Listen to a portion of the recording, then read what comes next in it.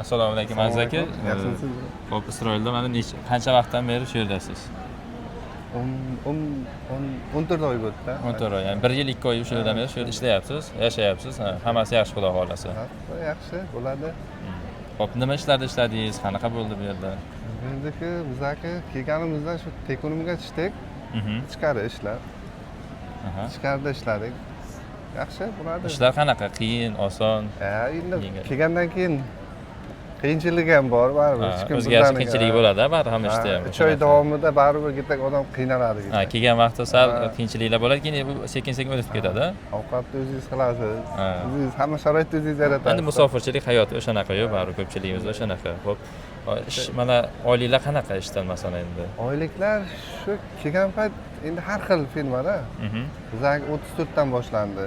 Kelgan vaqtingiz 34 dan boshlandi, keyin sekin-sekin ishga qarab vaqtga ko'tariladi. Keyin ko'tarilib boraveradi-da. Firmalarda qanaqa oylikda zadержка bormi, ya'ni qanchalar cho'zilish? Yo'q. Zadержка yo'q. Hammasini o'z vaqtida berishadi. Oyda 10ida kartamizga pulimiz o'tadi. O'zlari birdan kartaga tushib berishadi. Hech qanaqa muammo bo'lmaydi. Hech qanaqa muammo. Jo'natishda ham O'zbekistonga hech qanaqa muammo yo'q. Shu kartadan jo'natamiz. Birdan shu telefonni o'zida kartadan jo'natib yuborasizlar. O'zbekistonda bemalol xohlasa so'm, xohlasa dollarda yechib olishadi. Ya'ni plastik kartalarga ham tashlasa bo'ladi, to'g'rimi? O'shanaqa yaxshi. Yaxshi bo'ladi. Nega kartadan kartaga bo'lmaydi? Faqat O'zbekiston uchun-da. O'zbekistonga tashlasa jo'natsa bemalol, ya'ni hech qanaqa muammo yo'q. Bu yerda chetdan kelib ishlayotganlar munosabat qanaqa? O'zingiz bir fikr bildiringchi. Endi chetdan kelayotganlarga endi masalan faqat O'zbekistondan emas, boshqa yurtlardan ham kelishyapti, turli xil. Endi masalan umumiy musofirlarga Isroilda qanaqa munosabat deb o'ylaysiz? Yaxshi yoki yomon? Yaxshi, ancha yaxshi lekin. Ancha yaxshi. Hech kim ajratishlar yo'q, nimalar yo'q. Odam ajratish yo'q. Hamma o'zi bilan o'zi. Hamma o'zini ishi, hamma o'zini nimasi, tashvishi bilan. Shu o'zi marshrutga beradi, o'zlari olib boradi, olib ketadi. Shu ish vaqti masalan 7 da boshlansa, 6:30 da keladi. Gazeli, bizlar firmamizniki. Olib ketadi 7 gacha, 11 soat ish har kunga. Har kun nima qilasizlar? Haftada necha kun ish, necha kundan o'shanda? Endi haftada to payshanba, jumagacha-da. Ya'ni haftada juma kuni ishlaysiz, juma kuni yarim kun bo'lsa kerak.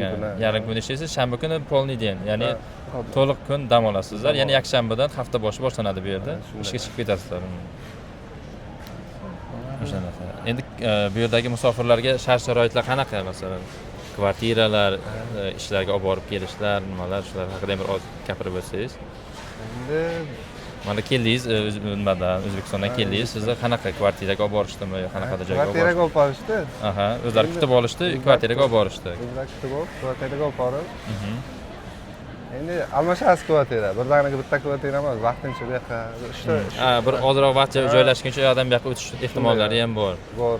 Kvartirada sharoitlar qanaqa endi? Sharoitlar yaxshi bo'ladi. Hammom, gaz, svet, suv deganda hammasi bor. Ya'ni inson yashash uchun nimaga hammasi sharoitlar bor, ovqat qilishga, hammasiga. Bizlar sharoit qilib beradi, hamma narsa. Hammani o'zlari taxlab berishadi, muammo yo'q. Muammo yo'q. Masalan, O'zbekistondan hozir kelmoqchi bo'lganlarga tavsiya berasizmi Isroilda ishlashni? Albatta. Kelsa bo'ladi demak. Kelsa bo'ladi. Chim Rossiya va yoqlardan. Chem boshqa chiqayotgan davlatlarga qaraganda bu yerda yaxshiroq maosh berishadi, ishlar yaxshi. Ishlar yaxshi. Maslahat berasiz. Maslahat beramiz. Umumiy Isroilda yashagan hayotingiz qanaqa bo'lib o'tdi, bir so'z bilan aytganda? Endi nima deb ta'riflaysiz? Yaxshi, yomon yoki bo'ladi, chidasa bo'ladi yoki yaxshi. Endi 3 oy davomida juda qiynaldik. Boshlanishda qiynaldingiz. Keyinchalik o'rganib ketdik albatta. Bu yerda qanaqa tillarda gaplashsa bo'lishi mumkin? Masalan, O'zbekistonda ko'pchilik kelsa inglizcha yoki ingliz tilini bilmaydi-yu. Asosan ingliz tili ekanda. Bu yerda ingliz tili yaxshiroq yuradi, lekin ruscha bilsa ham yaxshimi? Bunday ozmoz asqotadi, baribir ruscha bilsa. Asqotadi. Ruscha. Endi yevrocha qiyin baribir. Keyin o'rganib ketsa bo'ladi. Ivriy tilini ham sekin-sekin moslashib o'rgansa bo'ladi. Arab tili. Endi bizlar ham o'rganib olibmiz. Arablar bilan ishlasangiz arabcha o'rganasiz. Bu yerda har xil millatlar ishlaydi, shunaqa har xil nimalar bo'lishi mumkin. Ruslar bilan ishlash ham mumkin. Bizlar bolalar o'rislar. O'rislar, ya'ni bemalol rus tilida gaplashasiz. Ancha amaliyot ortadi bu rus tilidan. Rus tilidan ham amaliyot bo'ldi. Yana ancha o'rganib ketdingiz, yaxshi. Bir yildan o'tyapti, bitta balaboy bolam bitta joyda ishlayapti. Yaxshi. Ishingiz nima dedingiz? Tekunim. Tekunim.